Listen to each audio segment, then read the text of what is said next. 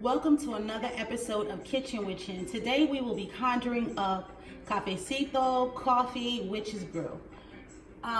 We're going to talk about what our ancestors did before coffee pots was even thought of or invented or we had access to them, right? So what they did was they had, bam, okay, can you see this? This here is called a colador. And it simply is a piece of cloth that is attached to a wood handle.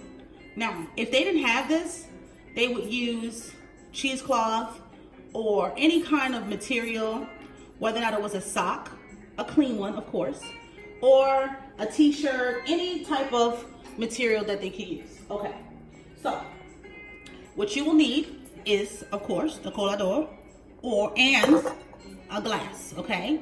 So we have our glass, okay, colador here, and we have some coffee. So you're gonna take your coffee and you're gonna get a couple of scoops and you're gonna just like that, okay?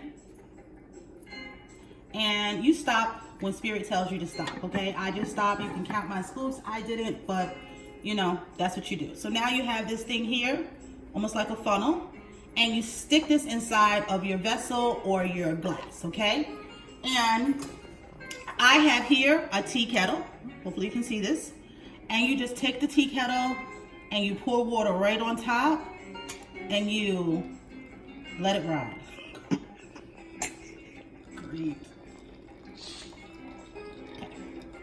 So what you want to do is pour. And do you see how it's brewing just like a coffee pot?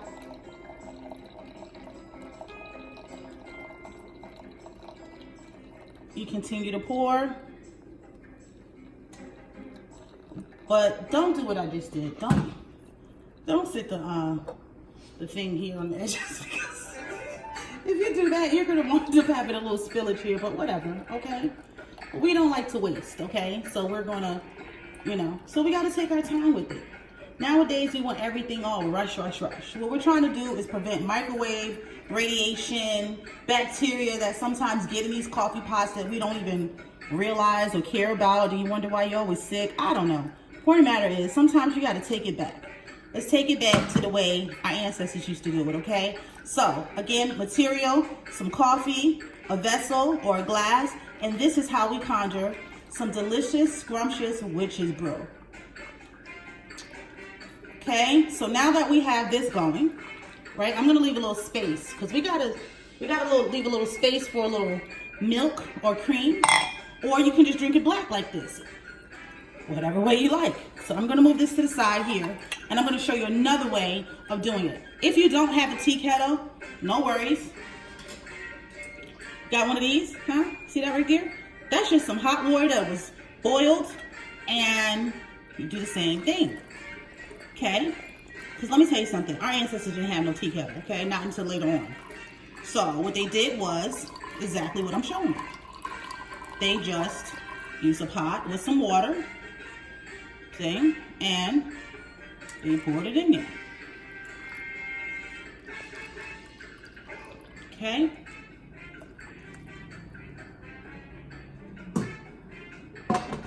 Now, I mean, you can do a whole family like this. And you'll know, once the coffee starts to get a little light, then it means it's time to switch it out. But again, depending on how much coffee you put inside, depends on how long it's going to last, just like with the coffee pot. Okay? Now, what I'm going to attempt to do is show you one more version really quickly. Okay? And this is not what our ancestors did, but it's close enough. Okay? So I'm just going to show you another vessel that's a little larger, which is this. Which is another glass cup or a vessel just like this one. And what we're gonna do is we can take the same mechanism and go like this. Use our kettle and pour. And this one you can kind of let it sit, it's not gonna spill over, okay? And just let it do its thing. It's just flow. You see that? Look at all this beautiful black coffee, the aromas is going off in here. I wish you guys could smell it because I'm about to suck it down, all right? I love coffee, and anyone that knows me knows how much I love coffee, okay? So, now, this actual mechanism comes with this, okay? But if we want to keep it old school, we want to, you know, use this. Like I said, this cheesecloth or a sock or a shirt, like a white shirt, try to keep it white, okay? Because you don't want to have any dyes or anything in there, right? So I'm just going to put this here to the side for right now. Pretty much all of the water came out. Now, if you look inside, this is what it looks like, okay? So we're draining it out. And you can just let it drain out on its own, or you can use your hand and just squeeze, okay? But be careful because it's hot, all right?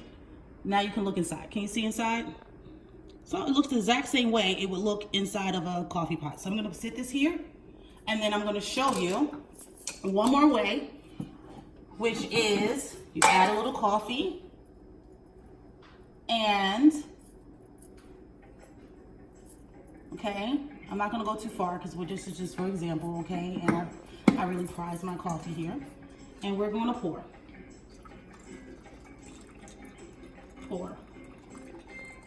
So this is like the newer version of the old school way. Not that they didn't have a bigger vessels, because they did. They just didn't have this part. So you could just use your cheesecloth. You could just use, let's say, a sock or an old shirt. But these are ways, not only do they brew Witch's brew, what I like to call it, or coffee, they also would use loose leaf teas to do the exact same thing. So I hope you guys enjoyed this video. We have much more to come, and maybe upon request I can show you exactly how to brew this coffee using cheesecloth. And one more thing before we leave.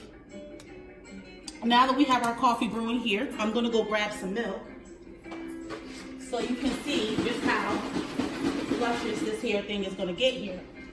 And we're going to go, just pour a little milk in there.